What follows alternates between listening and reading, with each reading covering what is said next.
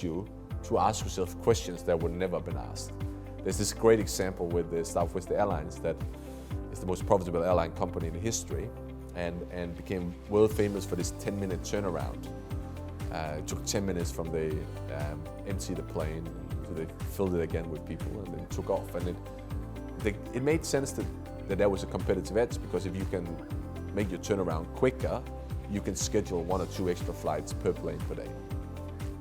They came up with this not because they had abundance of resource, but because they had the opposite. They had scarcity. So they had to ask themselves, we're actually in a position financially, we have to sell 1 plane off the fleet to survive. So we have 4 planes, we sell 1 off, we have 3 planes left. Is it possible we can fly the original schedule with 3 planes instead of 4 planes? If we had to do that, what would we do? They came up with a way to do that. So the constraint, the scarcity, forced them to ask themselves a question that would never have been asked if they had all the time, all the resource, all the money they thought they needed. So my question to any successful organization is, if scarcity drives innovation, not abundance, then how do you resource scarcity? Can you work with self-imposed constraints?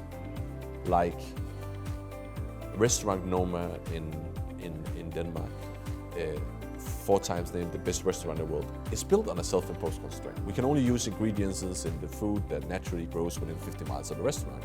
You got to create the box to be able to think outside the box. And when the market doesn't force those constraints upon you, you need to create them yourself to keep urgency high, to make sure that people keep thinking unconventionally and not just become a fat cat.